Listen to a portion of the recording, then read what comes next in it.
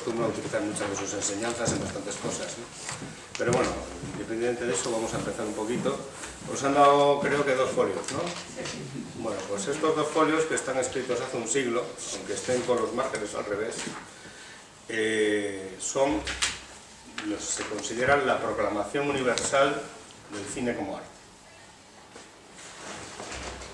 El término séptimo arte lo había acuñado Ricciotto Canudo unos años antes de escribir este manifiesto en una crítica de prensa de cine que él era crítico de arte y había acuñado ese término y se extendió como la pólvora, ¿no? Entonces, para explicarlo y para decir lo que era, pues hizo estos 2 folios. Ricciotto Canudo es un crítico de arte que pertenecía al movimiento futurista. Era amigo de Marinetti, de D'Annunzio, y bueno, esto lo escribe en 1911, no se publica hasta 1914. El manifiesto futurista de Marinetti aparece en 1910. Y bueno, y las connotaciones futuristas, no sé si todos conocéis un poco lo que es el movimiento futurista, acaba integrándose después de la Primera Guerra Mundial en el partido fascista de Mussolini. En las connotaciones futuristas están muy presentes en el escrito, pero al margen de eso sigue siendo un siglo después la principal fuente de todas las teorías y de todos los métodos de análisis cinematográficos que se utilizan. O sea, el cine, después de esto, tardó décadas en llegar a estudiarse en las universidades, ¿no? Tardó muchísimas décadas.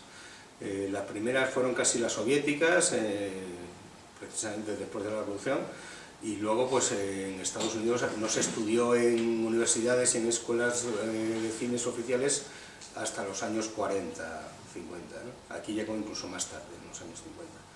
Entonces, el que el cine entrara en las academias y que entrara en los académicos costó mucho el siglo pasado, ¿no? Y la base es este escrito. Sobre este escrito, pues se han desarrollado 1000 teorías, libros. O sea, yo no sé si queréis que analicemos algún párrafo de estos. Claro, bueno, se puede decir en general, los futuristas creían, aquí hay una frase concreta en el segundo párrafo, creo que es, ¿dónde está? A ver si la localizo. Bueno, llega a decir que, bueno, que el cine es la culminación del arte total, fruto de la máquina y el sentimiento. La máquina y el sentimiento es una unión, un concepto futurista. Los futuristas en el decálogo que hace Marinetti dicen barbaridades y además apuntan a ellas. O sea, el artículo 9 creo que decía concretamente que la guerra era la higiene del siglo XX, ¿no? Y luego montaron un batallón de voluntarios en la Primera Guerra Mundial, que murieron muchos. Entonces ellos están por la velocidad, por la dinámica del hombre moderno, por la contemporaneidad y porque se supone que se ha transformado el mundo para mejor, según ellos,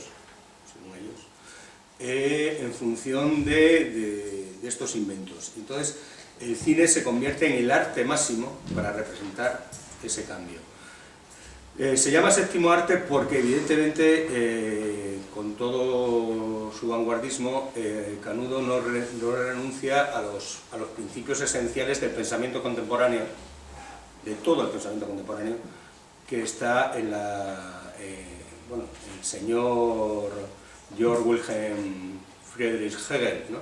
que es un siglo antes, escribe una estética, un tratado de estética, donde establece una división de las 6 artes.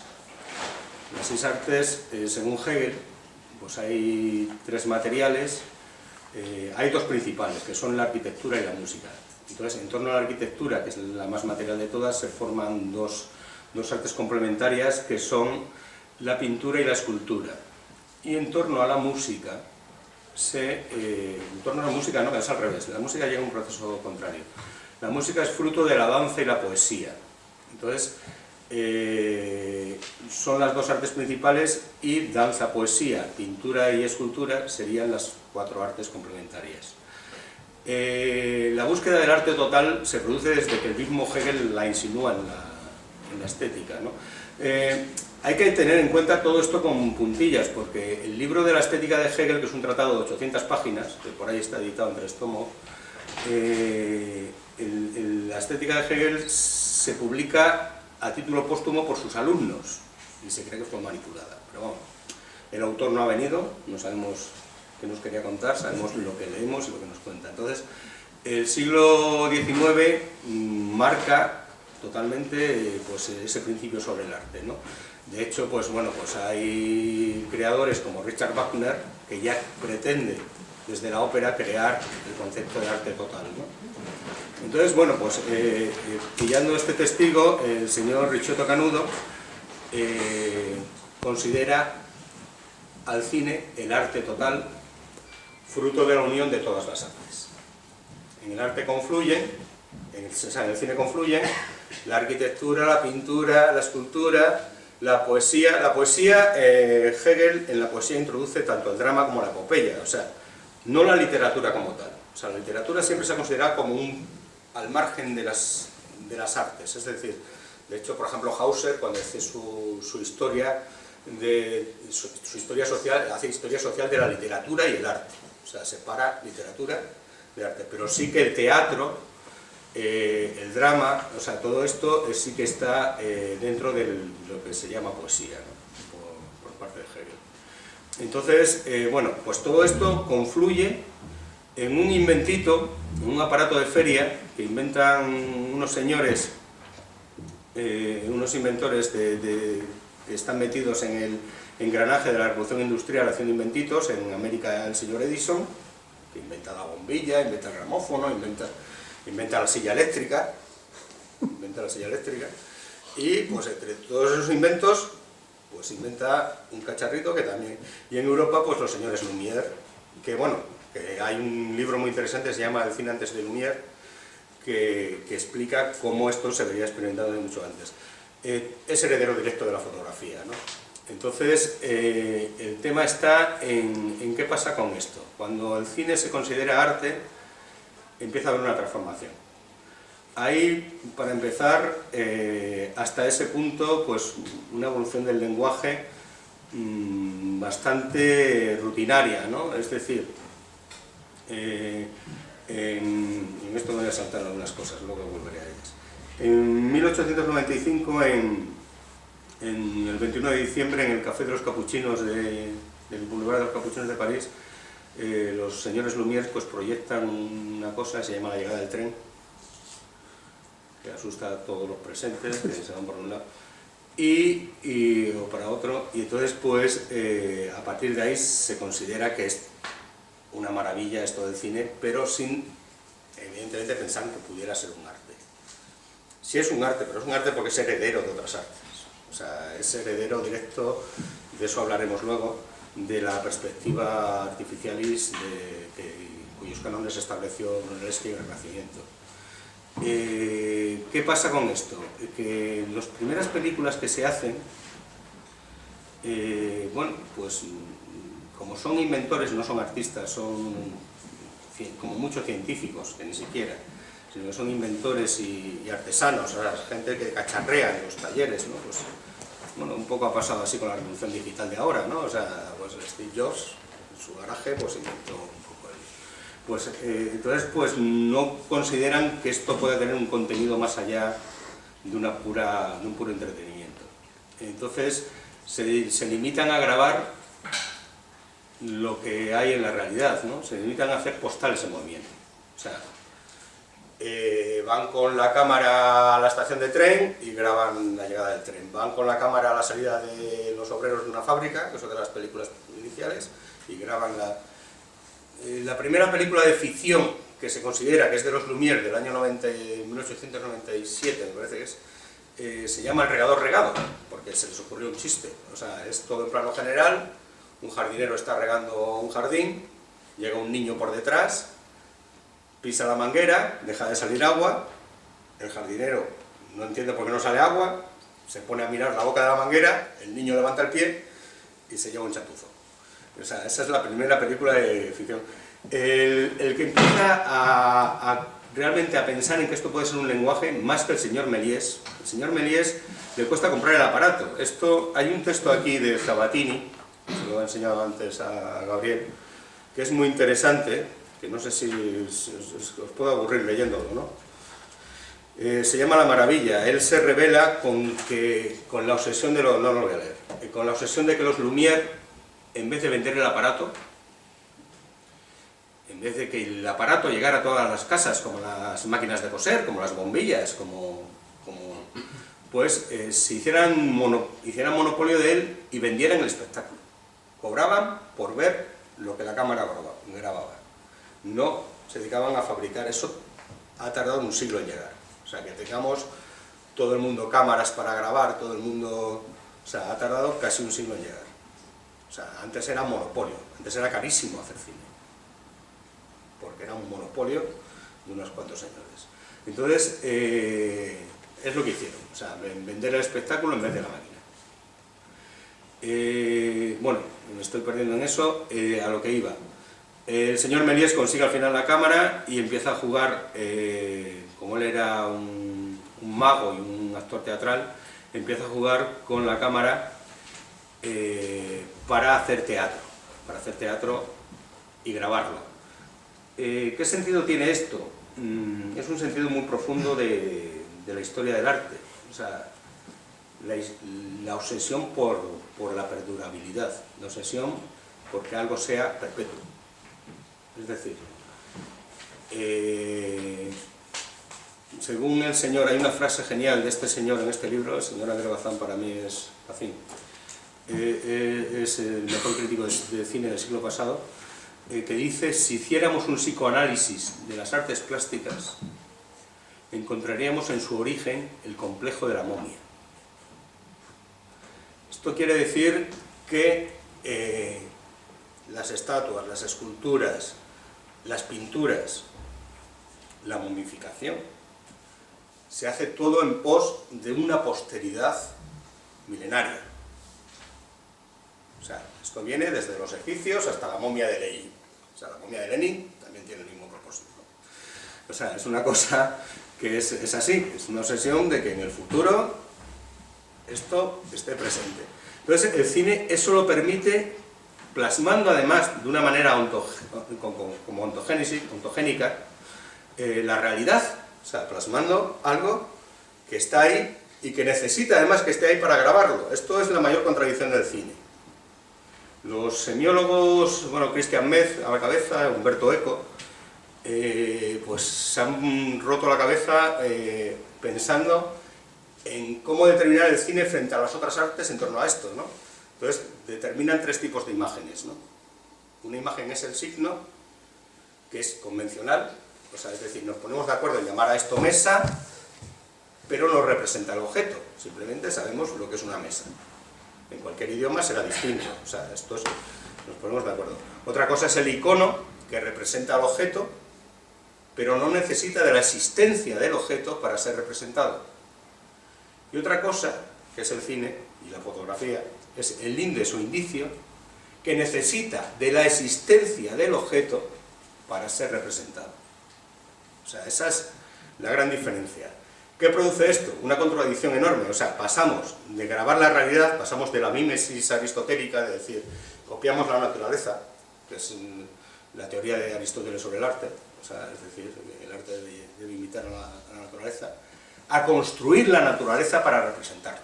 Es decir, pasamos de grabar la llegada del tren en una estación a construir una estación, poner un tren y todos los personajes que van en ese tren solo para grabarlo. O sea, esto es una contradicción interna del cine terrible, ¿no? O sea, ¿por qué estamos haciendo esto, no? Contamos historias, sacamos de la literatura, sacamos de muchos sitios, ¿no?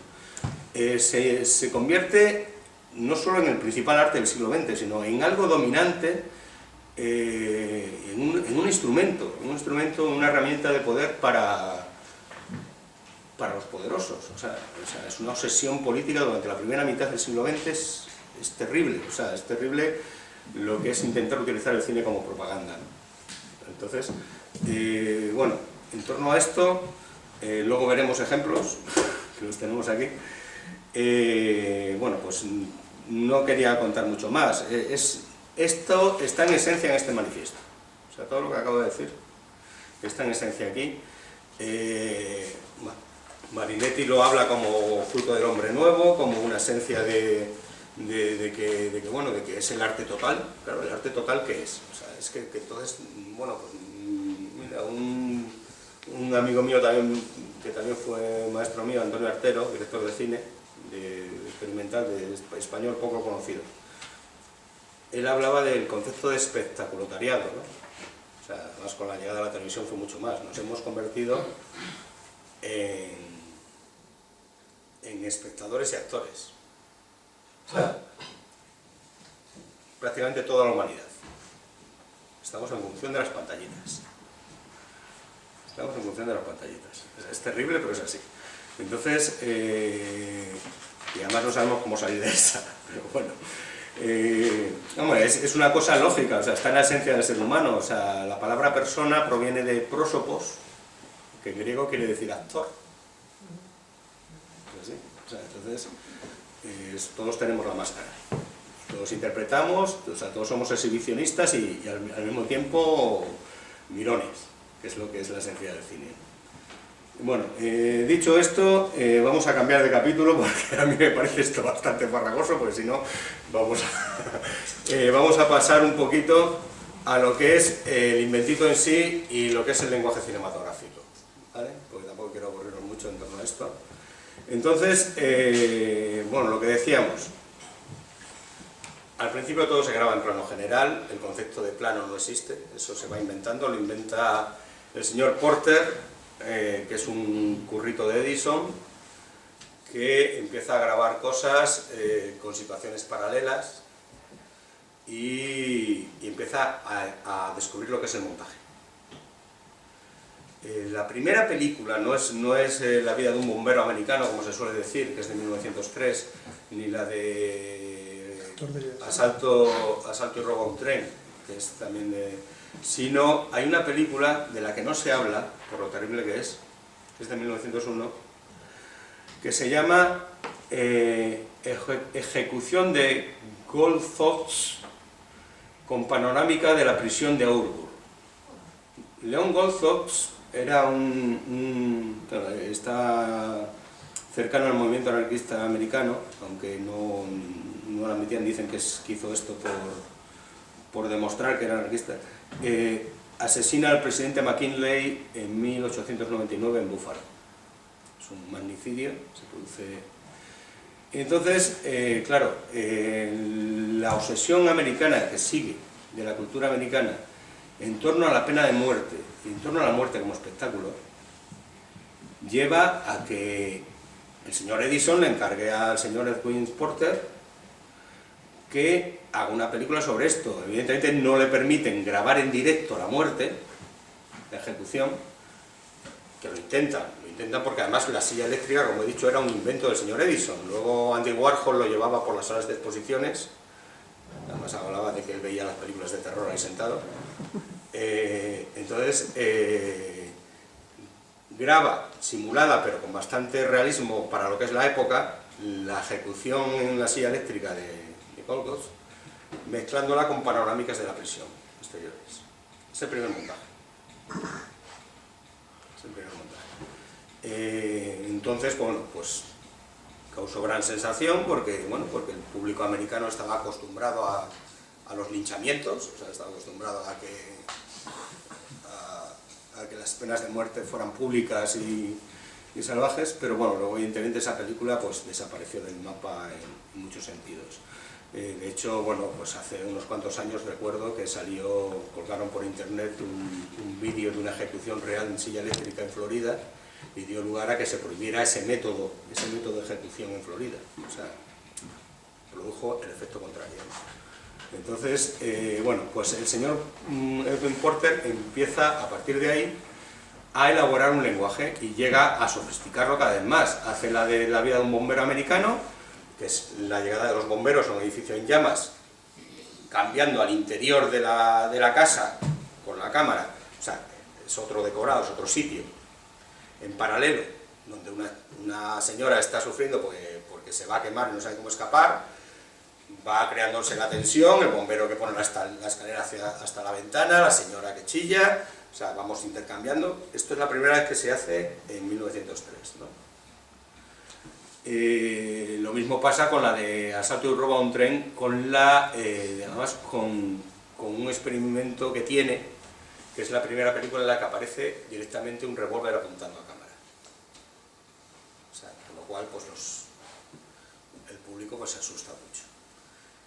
Eso en cuanto al montaje. El señor Méliès en Europa experimenta con otras cosas que también son muy curiosas, son muy interesantes. Una de casualidad, o sea, estaba rodando en una plaza de París con la cámara puesta, pues como se hacía entonces, todos los cineastas, todos los cineastas primigenios hacían lo mismo, colocaban la cámara en un sitio y a ver qué había delante, ¿no? O sea, es el caso, por ejemplo, en España el primer cineasta es Gimeno, que es aragonés. Los cineastas aragoneses pues probablemente sean los que más peso tienen en nuestra historia del cine.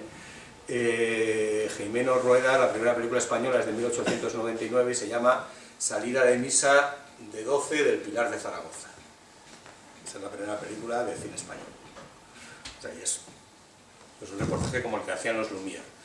En el caso de Méliès es donde descubre un poco las posibilidades del cine. Entonces pues las cámaras iban a manivela, para rodar a manivela. Eso me lo enseñó un amigo mío, Juan Mariné, que tiene 93 años y que roda a manivela. Hay que poner su libro aquí. Hay que poner su libro aquí para que no se te mueva el codo y que lleves la cadencia exactamente. Las cámaras de manivela, bueno, las cámaras de cine han desaparecido, o sea, por lo cual no vamos a... Entonces, Méliès estaba rodando en una plaza de París y de pronto pasa una ambulancia, ¿no? Y en el momento que pasa una ambulancia, da la casualidad que se le atasca la cámara. Se le atascan los engranajes de la película. Es otro invento que contribuye al origen del cine, que no hemos comentado.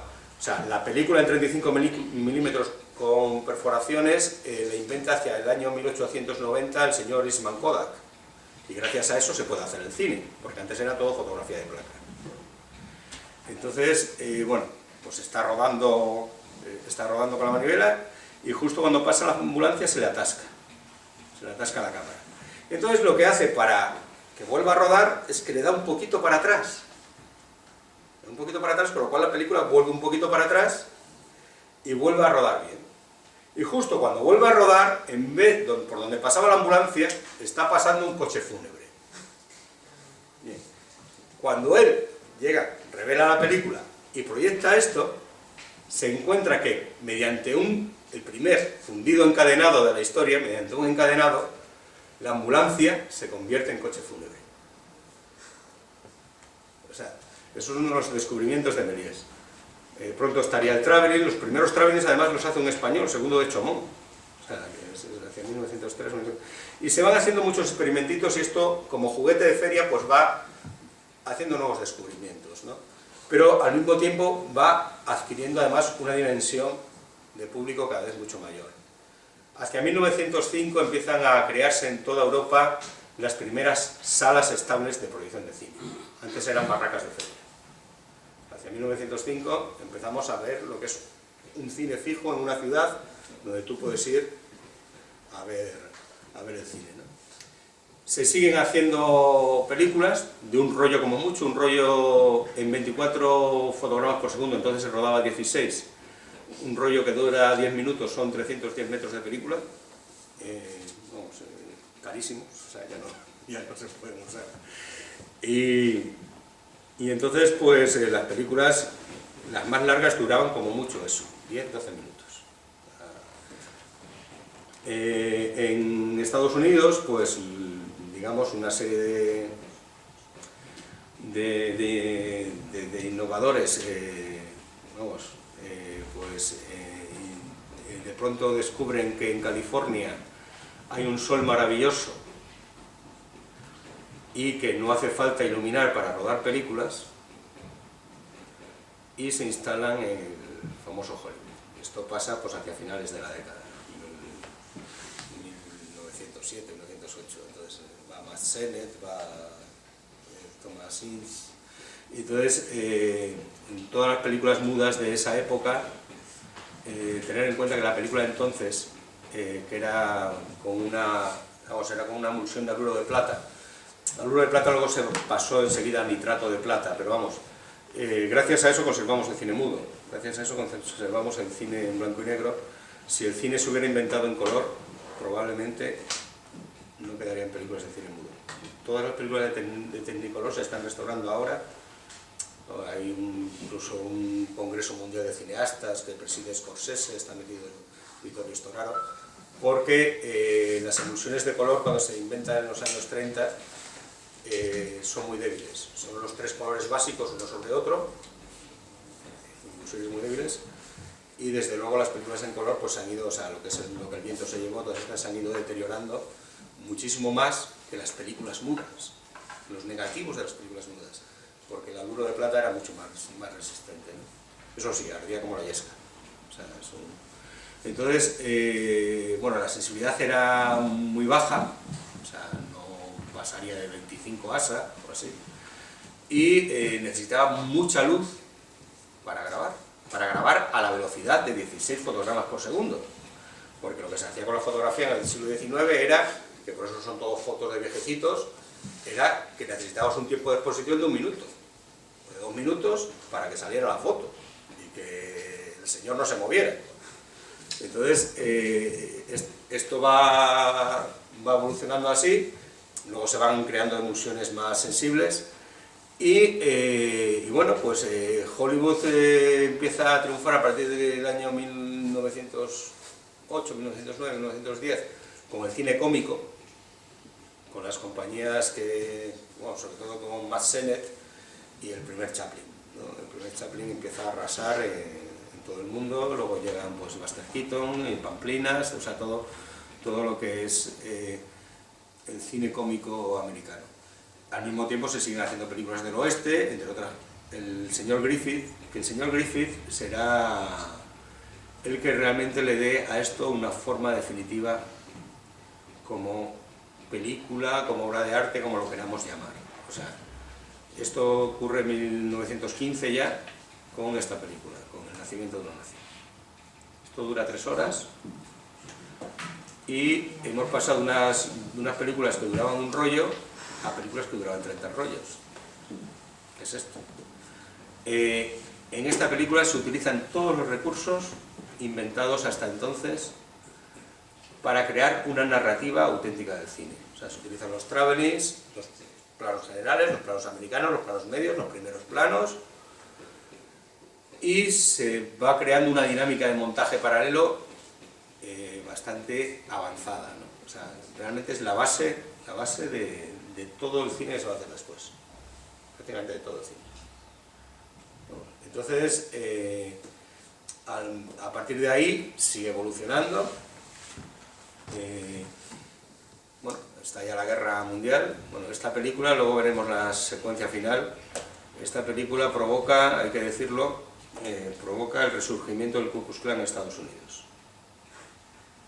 Hay asesinatos a la salida de las salas, en los estrenos, y el Ku Klux Klan, hasta que en 1918 entra a Estados Unidos en la Primera Guerra Mundial, con lo cual se disuelve un poquito la historia, llega a tener 1,5 millones de miembros armados. O sea, y todo a raíz de esto. Bueno, después de la Primera Guerra Mundial volvemos a Europa. Bueno, pues hay una depresión terrible, Europa está en ruinas, está todo destrozado. Entonces, bueno, pues todos los movimientos artísticos están intentando expresar esa tragedia, ¿no?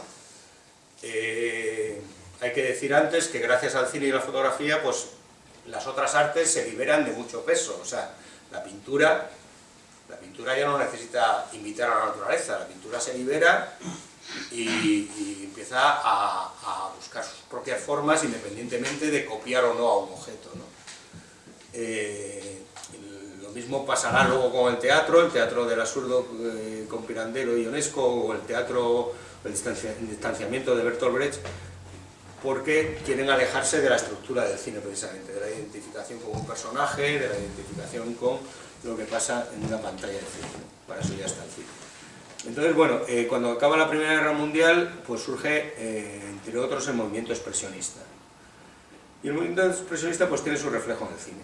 Su reflejo en el cine en Alemania principalmente, en una Alemania en ruinas, en una Alemania destrozada, y la que surgen pues, una serie de cineastas que, sin evolucionar demasiado el lenguaje, sí que llegan a un barroquismo bastante avanzado y llegan a utilizar encuadres, puntos de vista distintos y sobre todo decorados bastante más recargados que lo que se utilizan, por ejemplo, en el cine americano, ¿no? O sea, es el caso de Murnau con el Nosferatu, o el caso del Golem de Viene, o el caso de Fritz Lang con los Nibelungos o con Metrópoli. Entonces, bueno, pues es un cine pesimista que habla de sombras, o sea, la utilización de las sombras empieza también a hacerse por primera vez en el cine. O sea, el cine era hasta entonces casi una cosa luminosa, no se concebía un cine con sombras. Esto empieza con el expresionismo. Después del expresionismo, pues las vanguardias europeas continúan. Hay vanguardias pictóricas que intentan hacer un cine abstracto. Es el caso de Ferdinand Leger, que hace una película que se llama El ballet mecánico, que son todo máquinas funcionando. Y sobre todo donde se produce una evolución tremenda es en la Unión Soviética. En la Unión Soviética, de la mano de Kuleshov, que crea los primeros conceptos teóricos reales de montaje, con el famoso experimento del actor sin expresión alguna, mirando un objeto, mirando otro, cómo expresaba una emoción o otro tipo de emoción. O sea, es decir, si miraba un plato de lentejas, o sea, el actor le grababas en un plano, luego metías un plato de lentejas en medio, pues entonces tenía hambre. Si metías una pistola, tenía miedo. Y el actor era la misma expresión, ¿no? O sea, es como el juego de cómo se va a empezar el montaje conceptual de los soviéticos. La evolución del lenguaje soviético llega a una sofisticación increíble, que además no se va a superar en la historia del cine. Por un lado, en el lado experimental, pues evidentemente la principal obra es la de Kuleshov, del hombre de la cámara, que la tenemos ahí, desde 1928. Por otro lado, bueno, el gran representante de esa época es Eisenstein. Eisenstein quería llegar a crear un cine puramente conceptual, o sea, tenía una obsesión incluso por llegar a hacer una película sobre el capital de Marx, o sea, pasar el capital de Marx al cine, una cosa. Él creía que juntando imágenes distintas se creaban conceptos. Perdía un poco el norte en eso porque el cine, lo sabemos todos, porque cuando vamos a ver una película lo notamos, o sea, el cine tiene mucho de música, el cine tiene mucho de experiencia emocional. El cine nos puede hacer reír, nos puede hacer llorar, nos puede hacer pensar también, pero va todo unido, no solo hacernos pensar. O sea, es muy complicado hacernos, o sea, están los documentales con una voz en off explicativa, bestial, que bueno, que ayuda mucho, pero la imagen en sí, y aún así en los documentales, pues también lloramos y reímos, o sea, según lo que nos cuenten, no estamos leyendo un ensayo.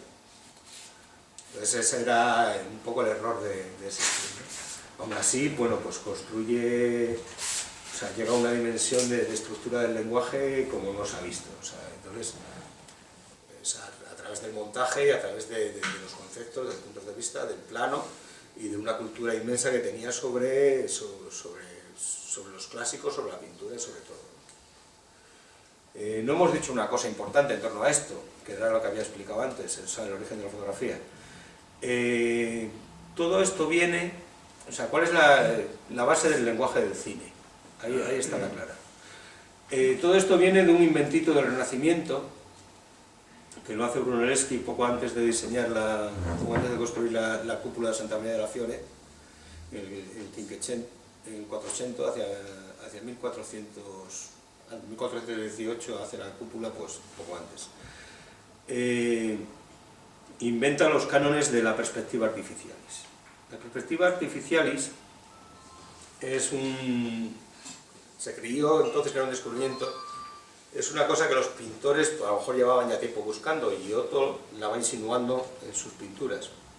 Es un invento ciclópeo, monocular, o sea, de un solo ojo, por eso las cámaras solo tienen un ojo, para pasar aquello que está en 3 dimensiones a un plano en 2 dimensiones. ¿Qué es lo que establece principalmente? Pues un punto de fuga y que cuando miramos con un ojo lo que está delante es más grande que lo que está detrás. Entonces, los tamaños los construimos. ¿Qué implica esto? Esto implica algo muy importante que además está unido a la concepción del mundo del Renacimiento. Esto implica la aparición del punto de vista. Va a ser la base del lenguaje cinematográfico. La aparición del punto de vista quiere decir que hay una relación directa entre el pintor y el objeto. No sabemos desde dónde está pintado un pantocrator románico. O sea, no sabemos desde dónde está pintado pues, las pinturas de la cueva de Altamira. O sea, dónde estaba el ciervo y dónde estaba el pintor. No. O sea, la perspectiva crea eso. Crea esa relación directa. Es lógico porque en el Renacimiento el centro del mundo deja de ser Dios para ser el hombre. O sea, en el Renacimiento el concepto es humanista. Luego ya veremos entre esta charla y la siguiente, cómo eso va derivando a una pérdida del concepto humanista, tanto en las artes como en casi todo, para que el centro del mundo no sea el hombre, sino que sea el yo. O sea, yo soy el que sufre, el que padece, Lord Byron, cualquiera de estos. En torno a eso, a lo del punto de vista, se crea todo el lenguaje cinematográfico, la relación de la cámara con el objeto. Es la base, o sea, y viene del Renacimiento. Entonces, por eso además, pues el cine sigue teniendo a veces algo de humanismo, pero bueno. La clave esencial es eso, es dónde colocamos la cámara. Eisenstein llega a una sofisticación en torno a eso terrible. Sobre el mismo objeto, utiliza bastantes puntos de vista distintos, pues está intentando hacer un retablo para la historia. Está haciendo de cada película, de la de Octubre, que es la... Traigo aquí también la de Potemkin, pero bueno, la escalera ya se ha visto muchas veces. Voy a poner un trocito de Octubre. De la de Octubre, pues quiere hacer una Capilla Sixtina. O sea, lo que quiere hacer es... De cualquier película de él piensa que es una obra para la historia, para que eso quede como testimonio histórico, perdurable e inmortal de una epopeya. Es así. Entonces, bueno, pues es su obsesión y la lleva a cabo. Bien, después de esto, octubre de 1929, pues, bueno, en Europa hay otras vanguardias en las que participan algunos paisanos nuestros, como el señor Salvador Dalí y el señor Luis Buñuel, como el surrealismo. El surrealismo nace por una ruptura con el dadaísmo. El dadaísmo nace del pesimismo de la Primera Guerra Mundial, diciendo que, bueno, que el arte no tiene sentido, que hay que quemar los museos, que todo... que no hay futuro prácticamente, o sea, es casi como lo que repetirían los Sex Pistols en los 70. Entonces, el surrealismo sí que, naciendo del dadaísmo, rompe con él, diciendo que a través de la provocación se puede transformar la realidad. A través de la provocación creativa, artística, se puede remover las conciencias y transformar el mundo, hacer una revolución. Entonces esa es la obsesión surrealista. Y bueno, la primera película considerada surrealista de la historia es El perro andaluz, que lo tenemos ahí. Lo tenemos por ahí. Bueno, después de esto llegan los 30. Aparece el sonoro. Aparece el sonoro y entonces es un invento técnico que, en vez de renovarlo todo, lo mata. Anula totalmente el lenguaje cinematográfico. Volvemos a la concepción teatral. La cámara está exclusivamente al servicio del actor. Los planos son todos generales o medios y unos puntos de vista con la cámara a la altura de los ojos, simplemente para que el actor se explique, se explaye y lleve a cabo la situación o la escena que está rodando. O sea, la cámara se convierte en puro testigo y no interviene narrativamente, no crea narrativamente, ¿no? Esto sucede prácticamente a lo largo de todos los años 30.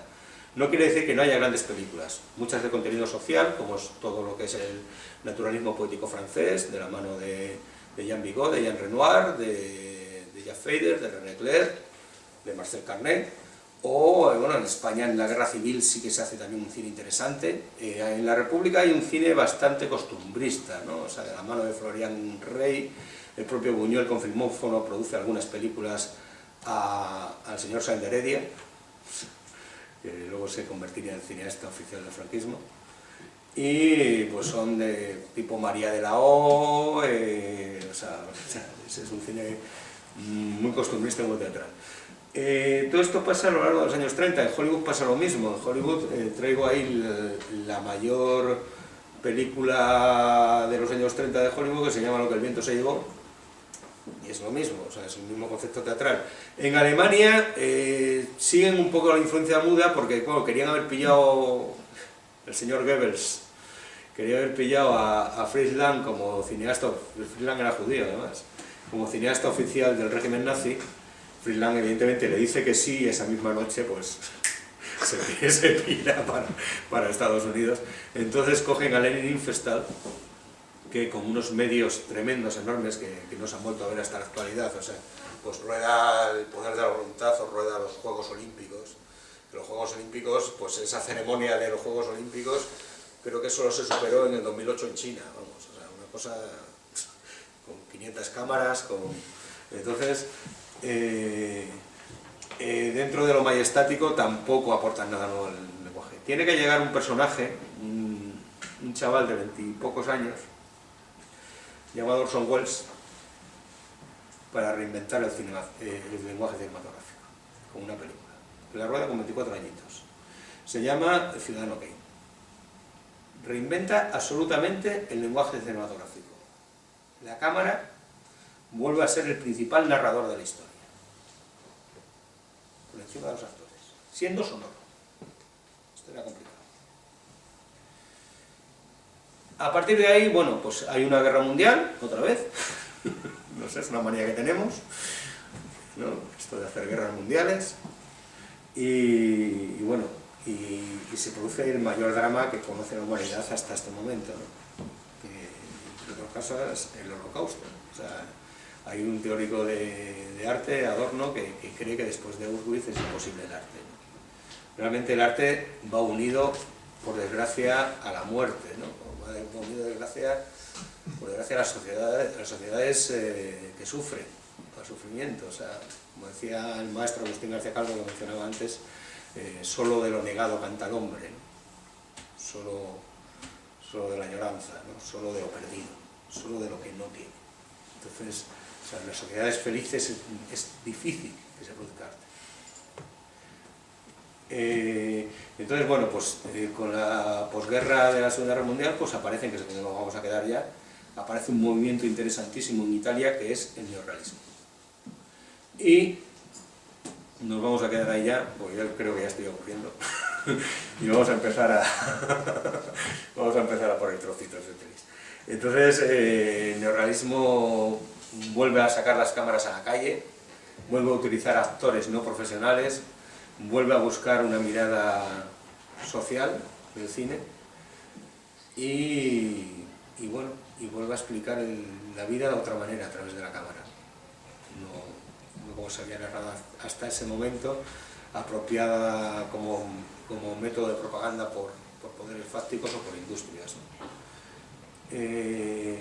Nos vamos a quedar ahí. Vamos a quedar ahí y ponemos trocitos de peli, ¿no? Yo creo. O no sé si me enrolla mucho. Bueno, vale. Vamos a... Y así os voy explicando un poquito sobre esto. Pues si no, esta está puesta. Vale. La clave, tienes que poner... Vale. O no sé si... Es que... por enrollarme me puedo enrollar mucho más. No. Enrolla. Es muy enrollado.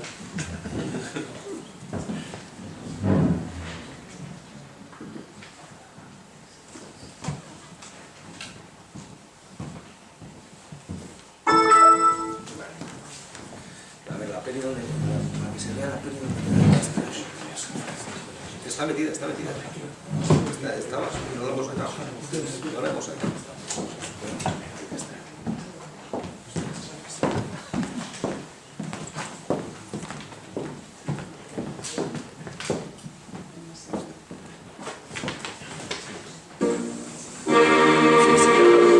Bueno, esto es la parte final del nacimiento de una nación de 1915. Esto, bueno, hay una manera de verlo en español, pero bueno, tampoco quiero ver mucho por todos los libros. Vamos a ver, veis que está todo en planos medios, planos americanos, planos generales, la cámara mostrando. Bueno, contaros anécdotas de esta película. Es el primer largo de la historia del cine, dura 3 horas. Es una superproducción sobre la Guerra Civil Americana y es una apología del Ku Klux Klan y de los sudistas. 18.000 actores, contando extras, y ya veréis que la gente que aparece sí que está pintada, no actuó ni un negro. Todos eran blancos. Eso casi deja bastante que decir. O sea, entonces, bueno, por contaros, aquí la cámara está un poco alta, desencuadrada. Este señor, que es como mulato y está muy unido a los negros, quiere liarse con la hija del gobernador, que es la chica aquella, que es Lillian Gish, que es una maravillosa actriz, pero ella no quiere, claro. En plano americano, en planos medios, casi todo, se utiliza el primer plano, pero muy puntualmente porque asustaba, les llamaban cabezas gigantes. Se utiliza el primer plano en los momentos más dramáticos. Me gustaría, lo que pasa es que es difícil, aquí no se puede avanzar, llegar un poco a la parte final, que era donde el montaje se va acelerando, porque ahora estamos en un interior, antes hemos visto un exterior, y bueno, es que el problema es eso, que no podemos ir un poquito para adelante. Aquí estamos grabando un exterior, se ve fatal, pero bueno, esos son dos del Ku Klux Klan. Uno es el hermano de esta chica, que es el capitán. Van por un río, ¿no? Y va, esto es lo que se llama montaje paralelo, van aquí, bueno, desde la habitación de al lado, fijaos el récord de puerta, que está un poco mal hecho, pero entonces el montaje era así. El tema está en que vamos pasando de interior a exterior en situaciones paralelas que luego van a complicarse más. Al final serán como 3 situaciones a la vez las que irán montándose unas con otras. En esta película pues se van utilizando todos los recursos que el cine ha ido inventando hasta ese momento. Hay travelings en algún momento, primeros planos, evidentemente el primer plano es un poco la esencia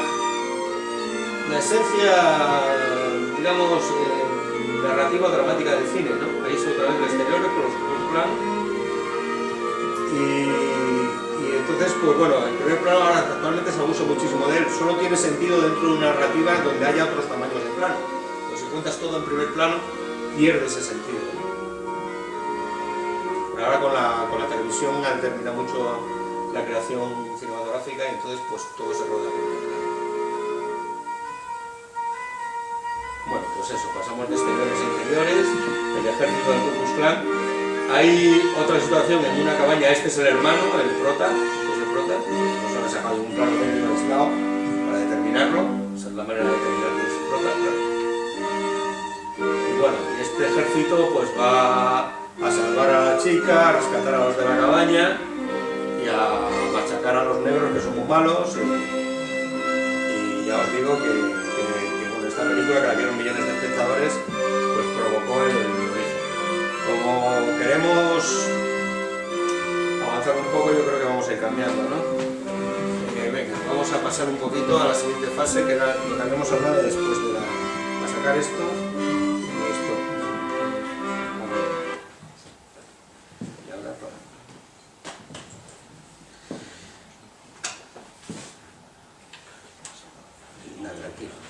vamos a pasar un poco, vamos a poner un ejemplo del expresionismo alemán en El anillo de los Nibelungos. Esta película era la favorita de Hitler.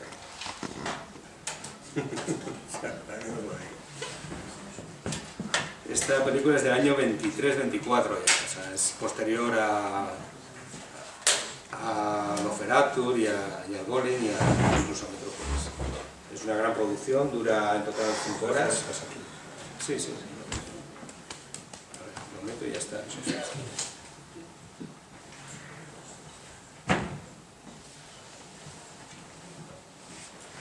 Entonces en esta película seguimos con el mismo esquema narrativo, o sea, los planos... A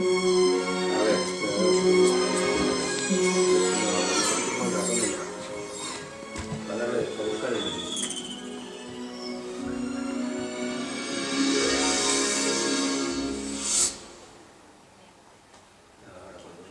Vale, eso es relativo. Es que la ley es inmediata. En este país es relativo.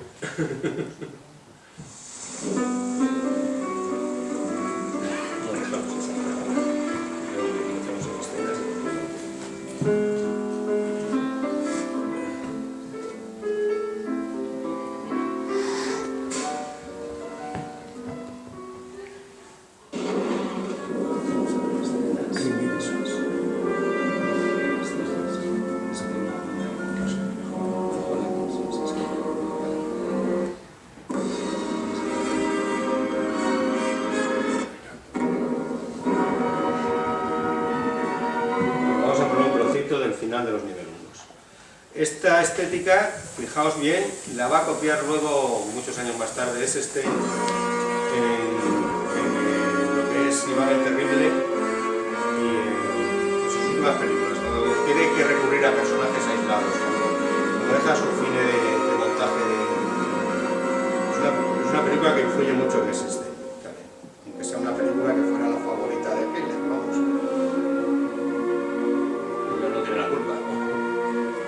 Bueno, es toda la épica, o sea, recuerdo que Wagner ya había hecho una ópera sobre esto, los alemanes sí estaban obsesionados con que esto fuera el arte total.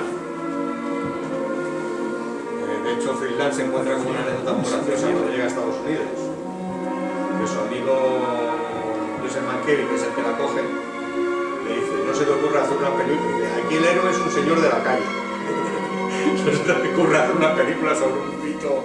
Claro, porque es que el cine alemán era todo grandes mitos, grandes héroes, Sigfrido, entonces el tema es que bueno, que tuvo que cambiar el concepto, ¿no? Aquí los primeros planos ya abundan más y bueno, la estética esta, o sea, los puntos de vista un poco angulados, las sombras están omnipresentes en todos los planos, es típica del expresionismo, ¿no? Él la utiliza aquí en plan epopeya, pero es típica. Entonces, bueno, vamos a ver un trocito, son planos generales de la mayoría, pero cuando se saca un primer plano es porque tiene un sentido concreto. Son personajes muy barrocos, muy retorcidos, muy recagados, muy de ópera.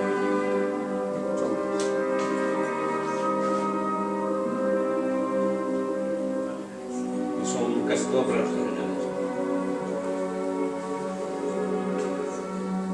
Los americanos, cuando corta por las rodillas se llama plano americano.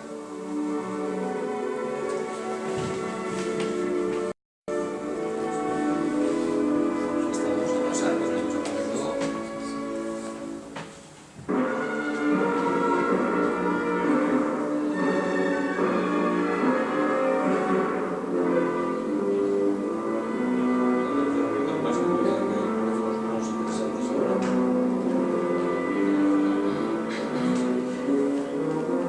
De pronto descubrió que no pasaba nada por meter una localización con otra, o sea, podemos rodar aquí y luego meter un plano de la calle o de otra ciudad o de cualquier otro sitio del planeta, que no pasaba nada. Nos pegábamos y veíamos cómo funcionaba, ¿no? Y la historia se narraba a través de la acción. Luego esto irá evolucionando mucho más, ¿no? Ya hablaremos eso ya la próxima charla.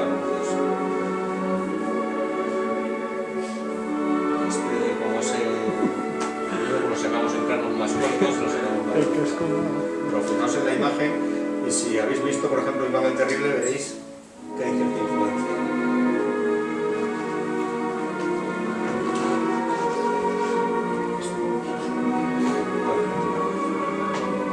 Yo creo que vamos a seguir cambiando.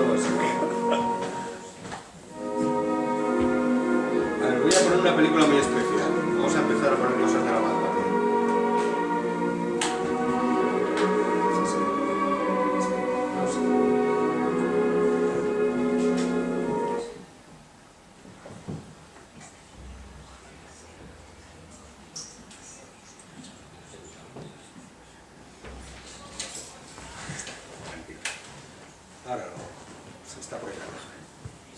está. Sí, está aquí. Aquí está. El de atrás, pues son los discos. Aquí sí. A ver, esta película es de Kuleshov y se llama El hombre de la cámara. Es la primera película de la historia del cine que habla sobre el propio cine. O sea, la primera película que habla de lo que es el operador, pero es totalmente experimental. O sea, no busquéis un hilo conductor, no busquéis una conexión, sino es la primera película en la que se juega a mezclar planos de un tipo y de otro para ver qué efecto se produce en el espectador, ¿no? Es uno de los experimentos que se hizo en el cine soviético y desde luego sigue siendo pues, un referente tanto para el cine experimental como para muchas cosas del cine. A ver, vamos a ver si...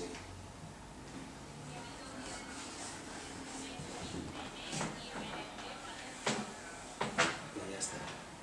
Ya, tranquilo.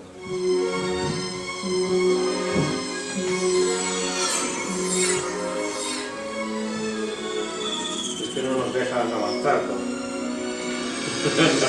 Claramente.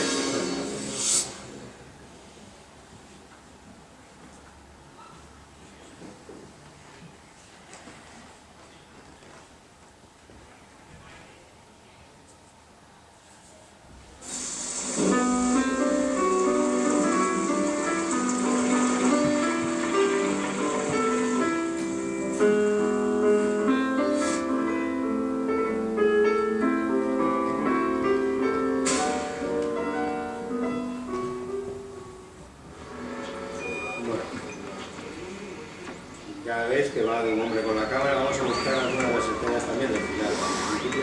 El principio es muy bonito, pero vamos a ver algo. A ver, vamos a buscar la última.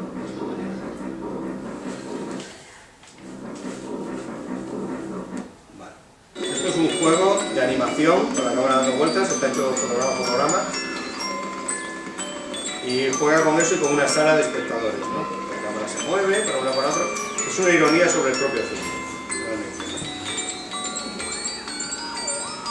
Puedo hacer como un poco de magia. Y esto, pues bueno, para estar hecho en los años que está hecho, con ese movimiento abstracto, con una sala llena de espectadores viéndolo, es como un juego de reflexionar sobre qué es esto, ¿no? En qué nos metemos cuando nos metemos a ver una película, ¿no? Con todo tipo de planos, sobre impresiones. O sea, ya el cine está mucho más avanzado. O sea, los puntos de vista ya varían muchísimo de un lado a otro. No estamos con la cámara al servicio del actor, sino la cámara contándonos algo por sí misma, aunque sea algo, digamos, muy abstracto, ¿no? En este caso.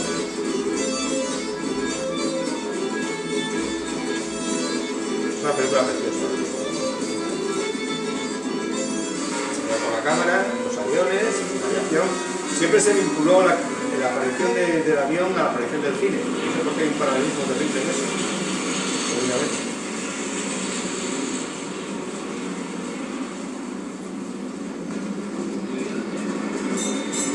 Estos son dos imágenes sobreimpresionadas una con otra. Todo esto está hecho a base de laboratorio. Es que la mitad de la vía por aquí y la otra mitad va por allí. Los distintos. Es todo un juego, ¿no?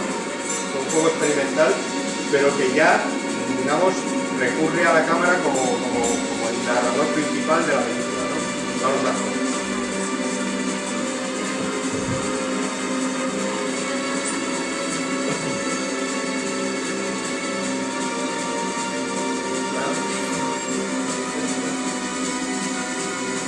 Un juego, es todo así.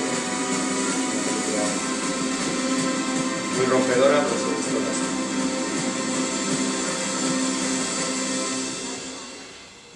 Vale, vamos a cortarlo.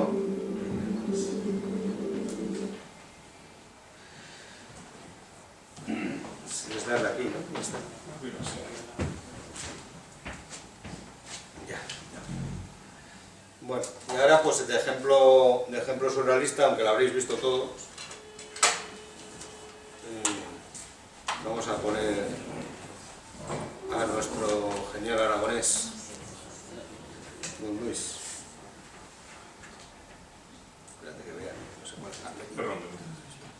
Sí, no, es que es la película, sí, es que los otros son entrevistas.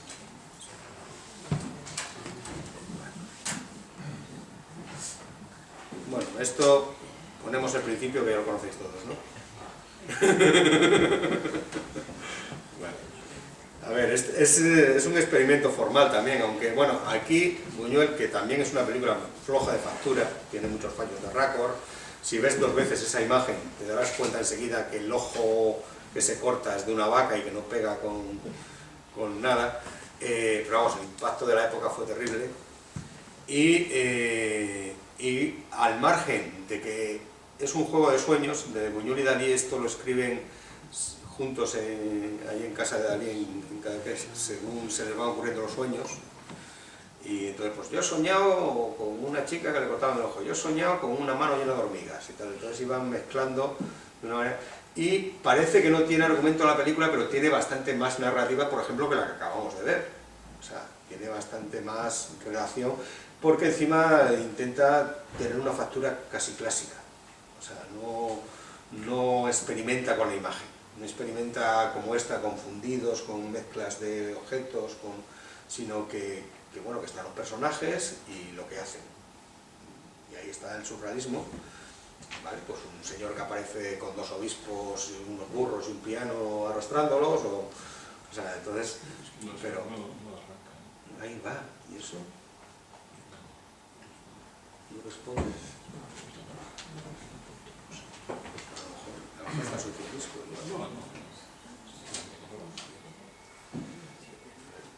apriétalo bien ahí.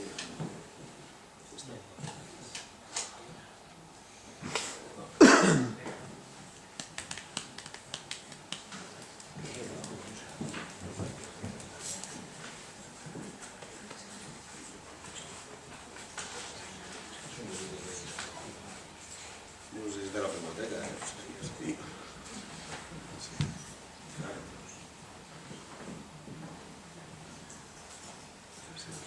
Sí.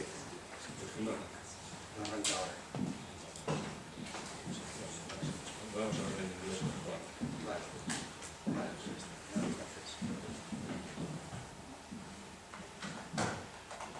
Bueno. No te deja, ¿no? Bueno, no nos deja verlo, no sé por qué. No deja verlo. No sé, te digo que es una película de la Filmoteca. No lo habrá buscado la No. Suele pasar. Bueno, como conocéis todos la secuencia, pues simplemente Buñuel aprovecha un paralelismo formal entre una luna llena cruzada por una nube fina, es decir, un círculo cruzado por una raya, para hacer otro círculo cruzado por una raya que es la pupila del ojo, cortada por una navaja, ¿no? Eso crea un impacto además entre una imagen serena y una imagen violenta, ¿no? Entonces, desde luego, como era de la primera secuencia de la película, pues en los espectadores de París produjo un impacto fuerte. Como el público que llevó eran todos los surrealistas y toda la pandilla de locos amigos suyos, pues tampoco tuvo muchos problemas, pero vamos, él cuenta en sus memorias que se llevaba los bolsillos llenos de piedra porque pues, a la gente no le gustaba la película. Bueno, ahora vamos a ver lo que es ya la sofisticación máxima en torno a una narración cinematográfica dentro de lo que es el cine mudo. O sea, vamos a ver la secuencia del puente, espero que se pueda ver, la secuencia del puente de Petrogrado, en la que se Vale, ya arranca. sí, no sé por qué no le da. Yo lo he puesto lo he puesto a menudo. A ver si se ha borrado.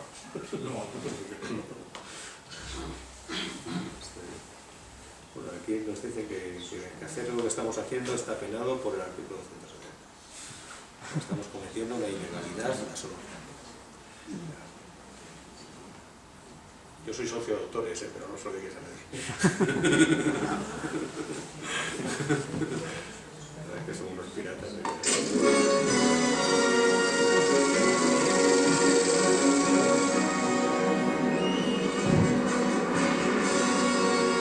Está colgado.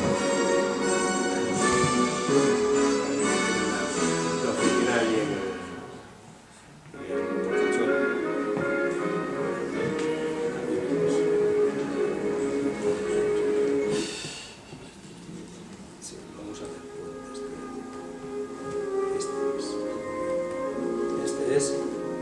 gustaría avanzarlo un poco, me va a tardar. Bueno, os voy contando mientras. Esta película se rueda con motivo del 10º aniversario de la Revolución de Octubre. Y evidentemente, pues Stalin, que es el que ya manda allí, pone toda la ciudad de San Petersburgo a disposición de Eisenstein para rodar la película. Durante el rodaje se paraliza la ciudad. O sea, todos los extras son obreros reales de la fábrica de San Petersburgo, todo, o sea, vamos, es una superproducción inconcebible, ¿no? Ves que utiliza ya recursos, o sea, como ese paso de tren, o sea, recursos también de vanguardia, ¿no? O sea, Eisenstein no niega nada, o sea, utiliza de todo, ¿lo veis? Está haciendo ahí mezclas con... y va creando tensión poco a poco, va creando una tensión en torno a la acción que va a acabar en tragedia, que es como él suele culminar las escenas, y al mismo tiempo va creciendo el tempo de musicalmente y a nivel de ritmo, bueno, la música de Shostakovich, va creando una tensión en crescendo, para combinar el drama con una escena, es como si fuera una sinfonía en imágenes, ¿no? Y en eso es un maestro.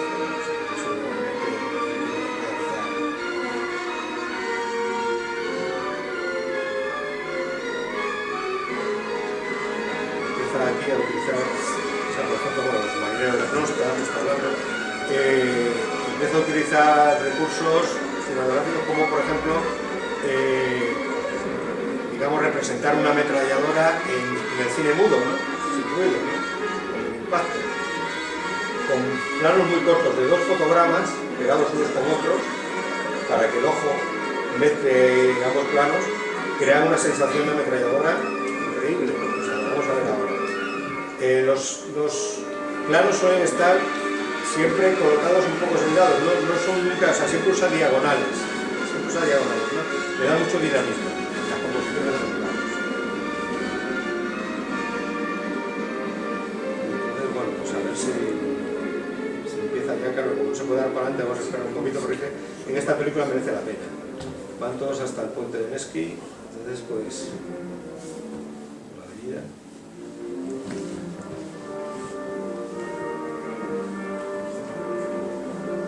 Veis que los planos duran poco, que el ritmo es increíble, o sea, va cambiando de planos todo el rato.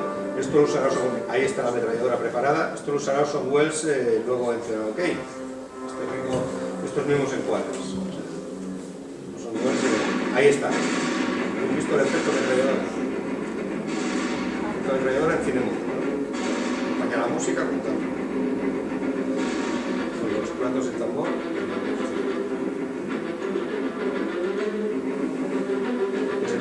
Empieza la tragedia, una de las imágenes, como va mezclando, perfecto.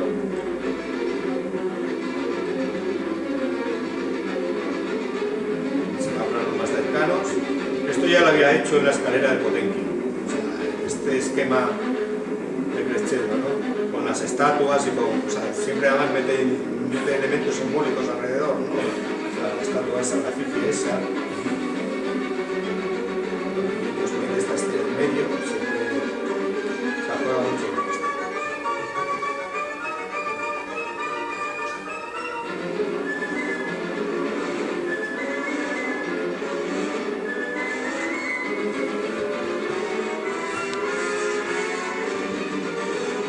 Los planos, cuando va aumentando el dramatismo, evidentemente, la cámara se va ahí, siempre con el contraste de un plano relajado, ahora se ve.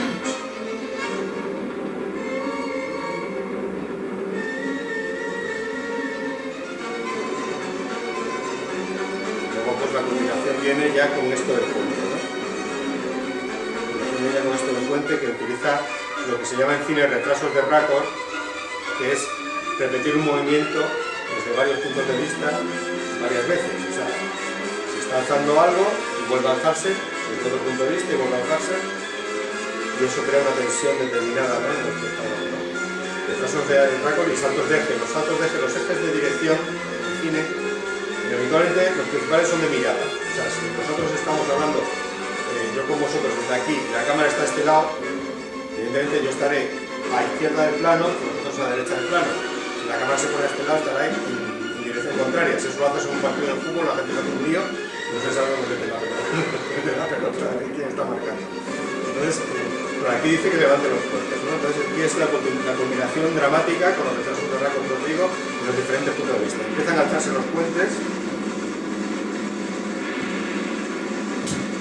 con los cadáveres enviados, y la mujer con el cabello, con un dramatismo increíble, desde distintos puntos de vista, saltándose el eje también, se acaba de saltar el eje, se ha puesto con la cámara del otro lado, vuelve a este lado, con el Dracon, con la cámara y el caballo cayendo. Todo muy simbólico. O sea, pero vamos, el cine en el año 29 había alcanzado un perfeccionismo que ahora mismo es difícil que haya películas que lleguen a narrar así.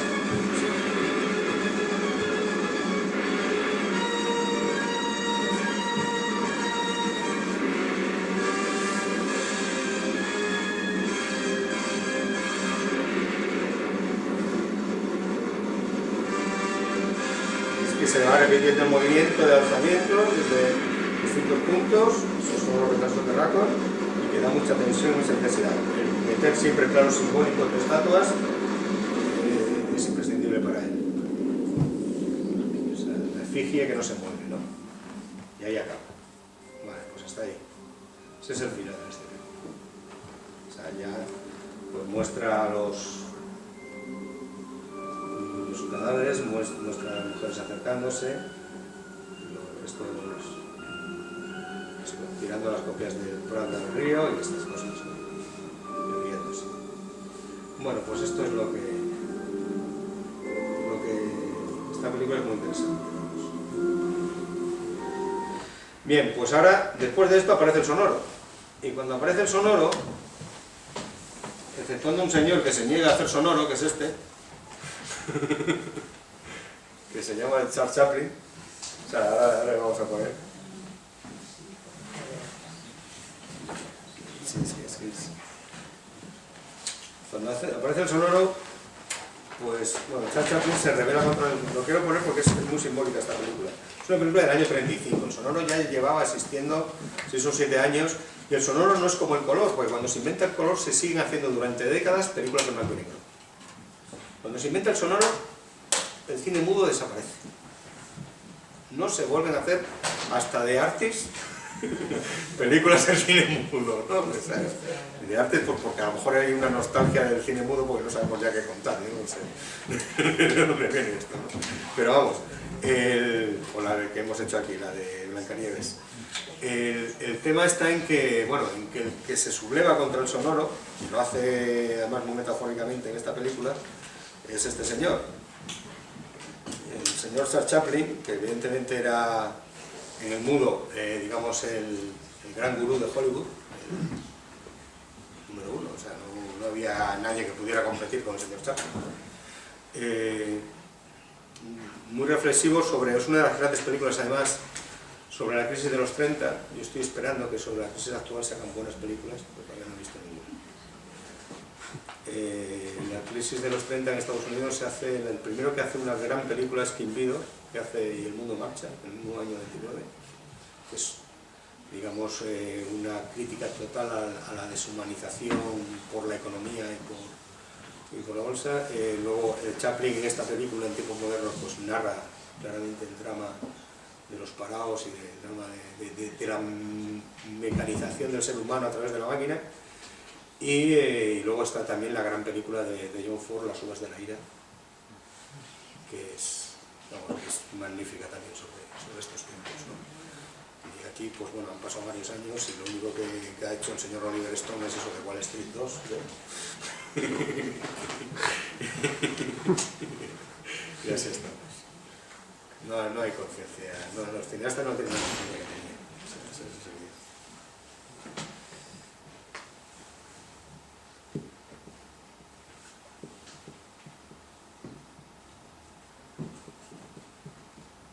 Sí, como esto. Que Tiene aquí, pasa igual que la otra, que no va. que no es para reproducción en orden.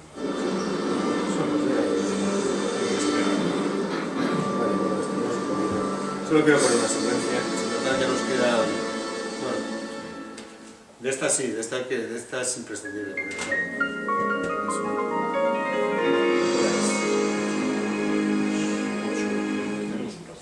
¿tenemos un ratito todavía? Sí. No me decís.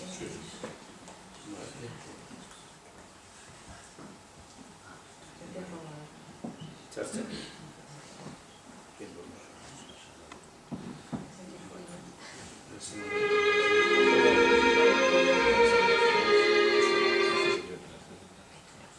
Bueno, si queréis podemos poner el principio para no liarnos, sí, da igual, porque esta película la habréis visto y es un poco...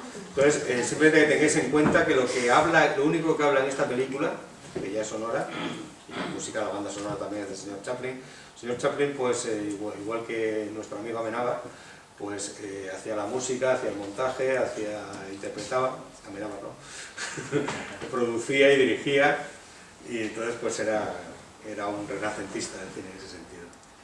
Bueno, pues por aquí mismo, si queréis. El reloj es un símbolo que marca, ¿no?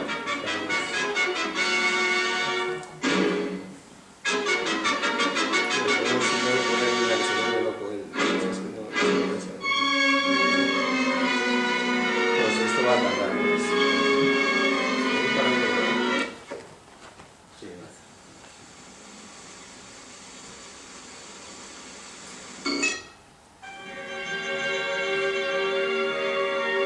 no, espérate.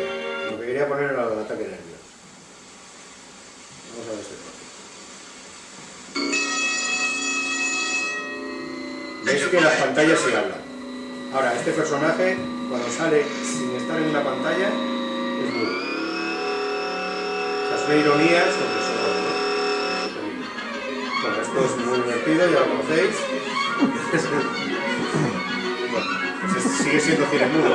En planos generales, bien compuestos, pero vamos, narrativamente, pues Chaplin tampoco aporta, digamos, ni siquiera en El Gran Dictador y posteriormente, una narrativa más allá de que la cámara, lógicamente él era el protagonista, de que la cámara esté al servicio del actor, ¿no? La cámara aquí está al servicio del actor.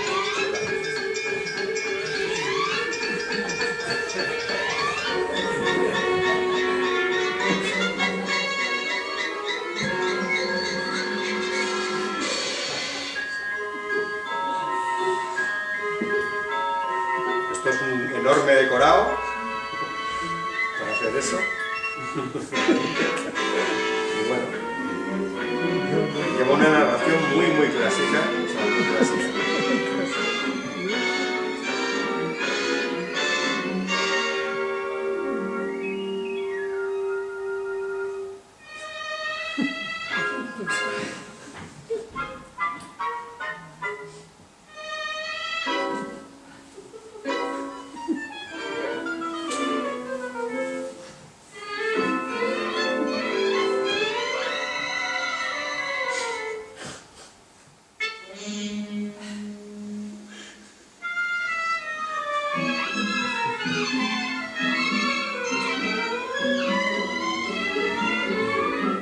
Pues nada, hacemos un plano general, muy clásica, cambiamos de estilo de interior sin problemas.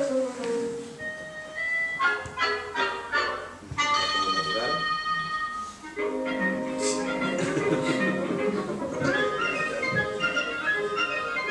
Pero vamos, está rodada igual que se rodaba a principios de siglo. O sea, está rodada en el 35, está rodada igual. Esto es un traveling retro, esto sí. O sea, la cámara aquí se está moviendo hacia atrás. Y bueno, y aquí ya recupera la cordura.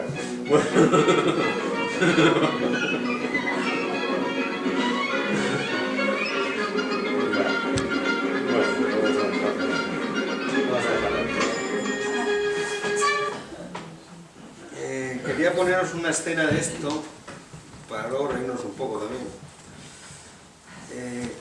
hay un elemento que se suele usar de puesta en escena, pero que tiene un efecto muy simbólico en la historia del cine, que es los espejos. O sea, espejos, Eisenstein mismo habla usa mucho la metáfora de Alicia, ¿no? De Alicia a través del espejo. Entonces, claro, el tema de que hasta qué punto Jean Lacan, que era un psicoanalista de los años 30, pues hace un texto sobre cine diciendo, y sobre eso se ha escrito mucho, de la metáfora del espejo, diciendo que bueno, que nos reflejamos, nos vemos a nosotros mismos, en nuestros sueños, o sea, que como si fuera el espejo de Alicia, ¿no? Los espejos se utilizan mucho en esto, y tiene mucho que ver con una idea del narcisismo dentro del mundo del cine, ¿no? O sea, es una cosa de las grandes ambiciones y los grandes yo's, ¿no? Entonces, bueno, una película donde se utilizan, de las primeras además, es esta, que por otro lado pues, es una especie casi de remake del Nacimiento de una Nación, y es una película que intenta pues, ser la mejor de la historia en su momento, ya nace con esa ambición, se llama Lo que el viento se llevó, y vamos a ver si podemos poner la escena que yo quiero. Esto lo tenía yo apuntado en qué minuto estaba, lo que pasa es que eso no lo va a valer.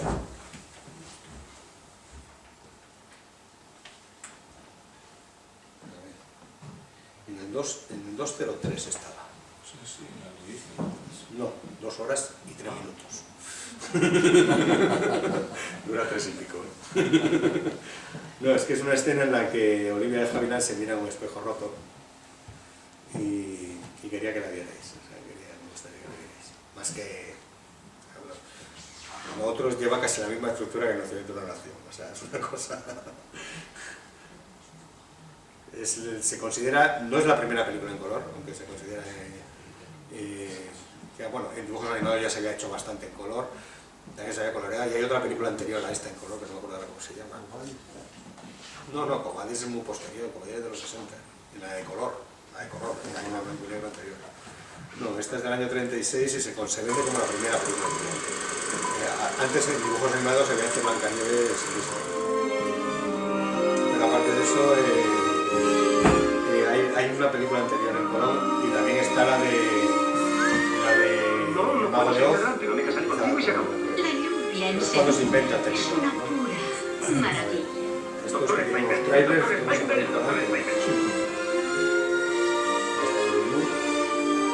Si me mata.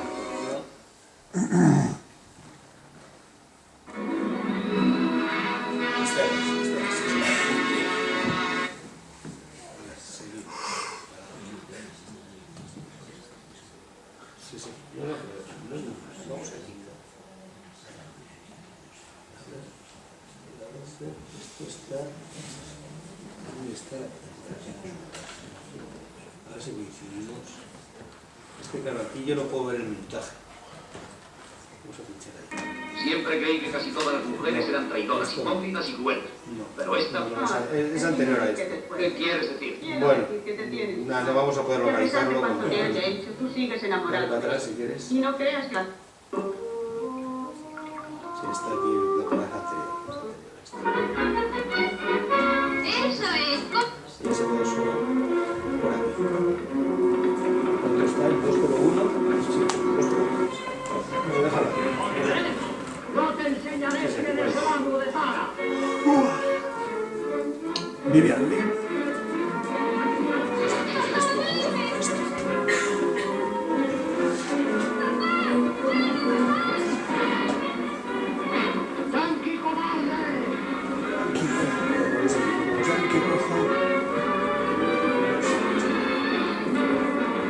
Todos son planos generales, primeros planos, y la narración tampoco pasa de ser muy clásica. Es cine clásico, está muy bien rodado, con muchos medios y mucha luz, porque la película en color tenía 50 asas de sensibilidad y era muy débil, como he dicho antes. Entonces, para hacer un exterior o un interior de casi todos colorados, hacían falta miles de vatios. A papá le gustará que lo Focos de 10.000 vatios para iluminar esto. Muchos interiores, es como empezó el cine Hollywood, construyendo decorados, nunca, apenas veréis techos en estas películas, porque muchos interiores los techos estaban o colgados los focos o estaban al aire libre para que entrara el sol. Mami. Muchos decorados. Sí, sí, ahora se miran esto. Ha sido muy valiente, señorita Carlota. Y ahora tiene que seguir siéndolo también. Piensa en su papá, tal como era antes. No puedo pensar en papá. No puedo pensar más que en los $300. Es inútil pensar en eso. Hoy no hay quien tenga tanto dinero. Nadie, sino los yanquis, los renegados, tienen dinero ahora. Bueno, ya es un personaje bastante egoísta. Mira, lo del espejo roto, para mostrar que el personaje está roto. Esto se utilizará a partir de aquí muchísimo en cine. Sobre todo Douglas Sirk, que es un gran director de melodramas, el de Escrito en el viento, Los ángeles tienen alas. Va a utilizar el espejo como referencia casi siempre para los personajes, los actores. Quería enseñaros simplemente ese plano para poneros luego todo lo contrario. Vamos a dejar. Ahora se va a hacer un vestido con la cortina para parecer guapa, para buscar dinero, ¿no? Voy a Atlanta a buscar los $300 y tengo que ir vestida como una... Para luchar contra esto de los espejos, la mejor terapia, como decía Dario Fo, es la risa.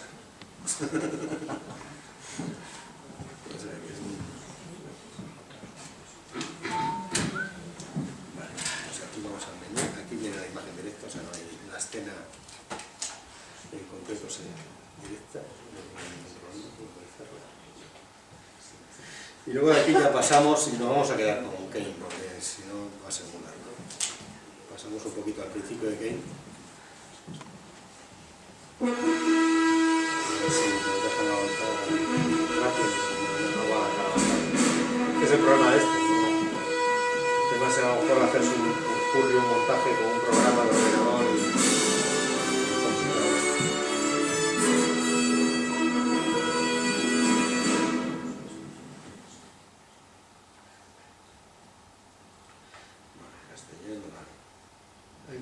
se ha ido. En castellano se ha ido. Ah, no, le da aquí, le da aquí. Sí,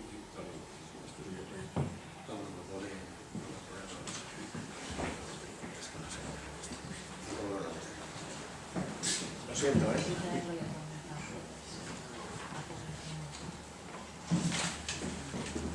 Sí, da igual que sea en castellano, se lo voy a poner de igual en inglés.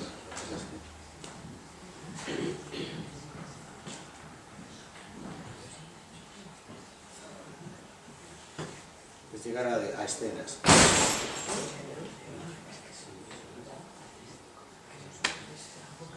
Ahí es donde se va a ir.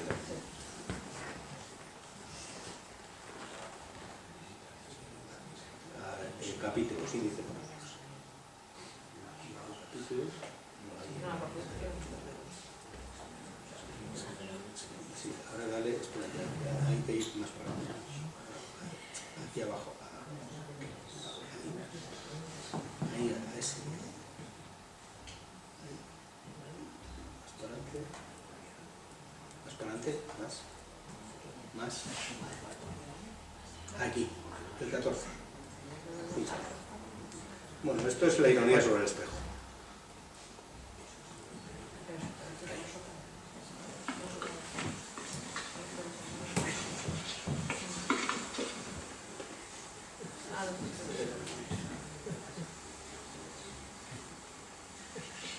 Es como homenaje al cine. No sonoro, esto no para de hablar. Es todo mudo.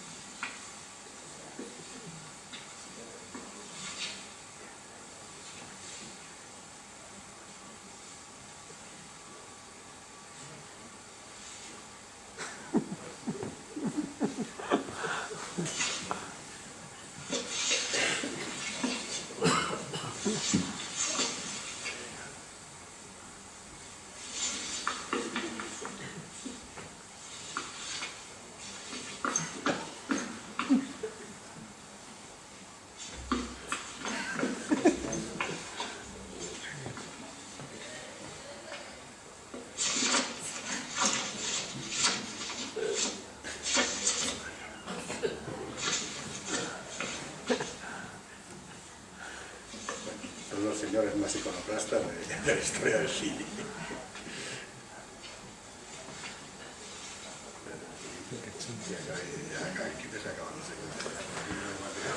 Vamos a poner solo el trozo del principio de Ciudadano Kane.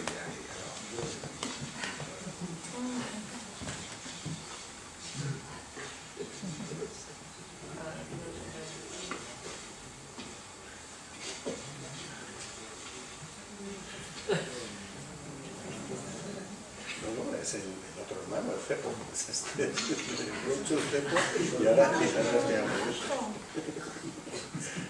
una película genial esta. Una película además contra el poder y contra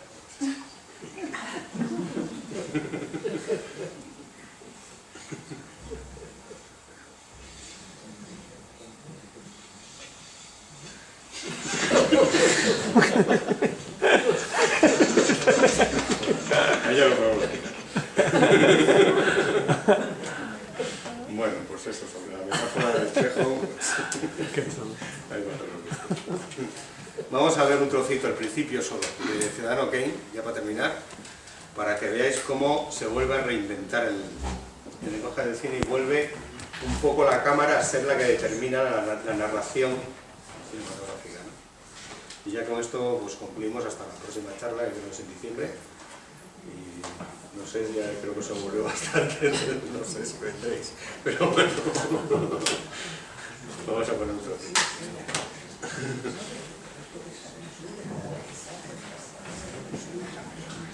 Eso, sí, eso solo, aquí solo es el principio, o sea, el principio de la película.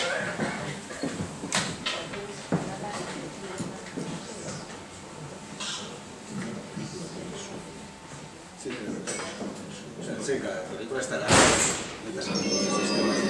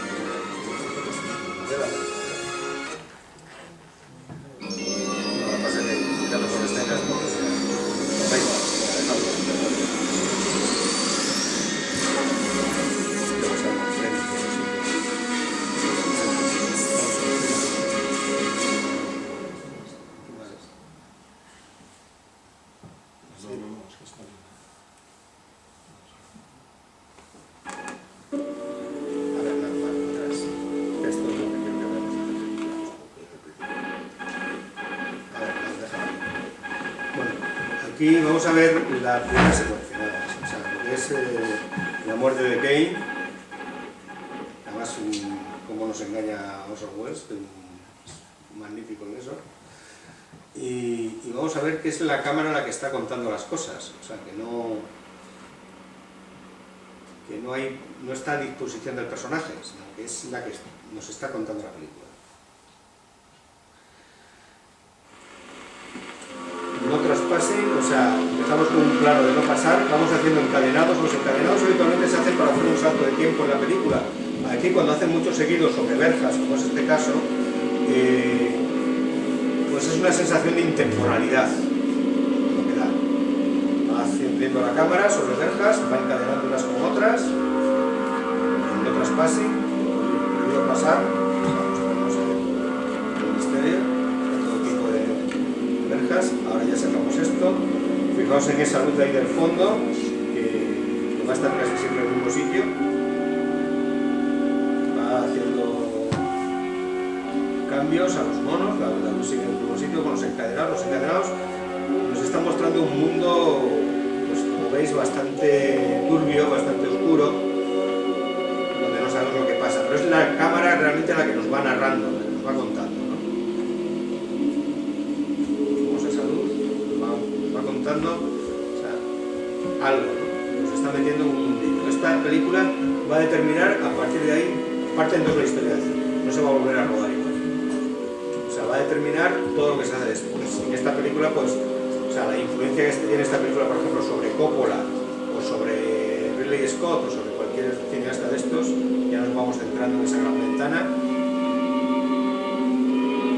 la sacamos de cerca, se apaga la luz y hacemos un encadenado para pasar al interior, ¿no? La cámara es la que nos va contando todo. No sabemos todavía lo que está pasando, ¿no? Vemos a un señor en un lecho. Empieza una nevada.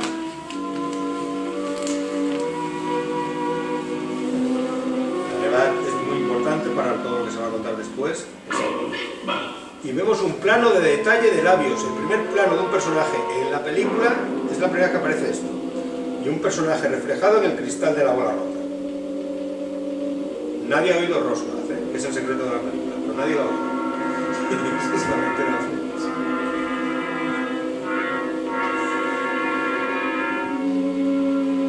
Grandes contraluces, o sea, juega con la fotografía de Greg Toland.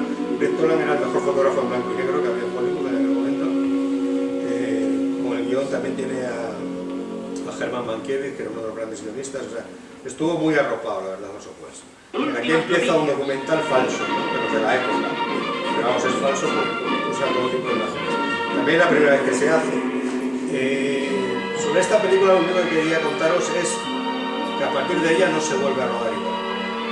O sea, a partir de ella, y no es una película que tuviera gran éxito en su época, es como a partir de Picasso no se vuelve a pintar igual. Su maravilloso palacio. Sencillamente Actualmente es casi determina igual del una nueva forma de Florida. hacer cine. La finca particular de recreo Y si más veis, grande. yo que sé, por ejemplo, pues por deciros Aquí, alguna, en los desiertos cualquiera de la costa del Kubrick Golfo, o se cualquiera encargó y de... se construyó o sea, con éxito todas van a tener una particular. referencia a... 10.000 árboles y 20.000 toneladas de mármol son los ingredientes de la uno, montaña Sano. o bueno, cualquiera de Ridley Scott, Black Runner. Black Runner tiene esos comandantismo de la ciudad, forma que tienen esta colecciones tan película. grandes que jamás podrán ser catalogadas Cualquiera ni de Coppola, Apocalipsis Now, el primer proyecto de Orson Welles antes de hacer este, que no le dejaron hacerlo, era El corazón de las tinieblas, de Conrad.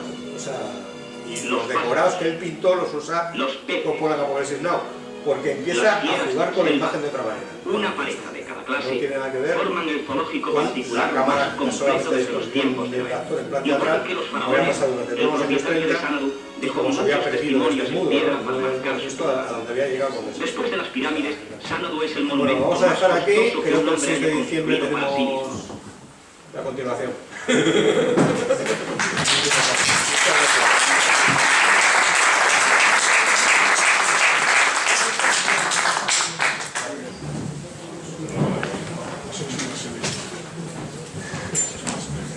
Bueno, es que había que hacer... O sea, es que siempre es muy difícil.